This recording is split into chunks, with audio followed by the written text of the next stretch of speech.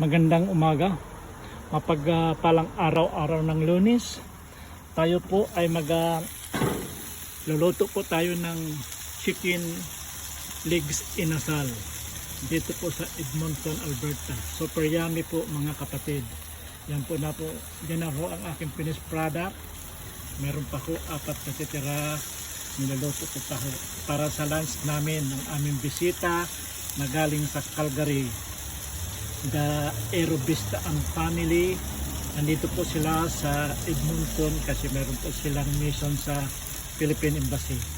Yan po ang aming pananghalian. Masarap na chicken inasal.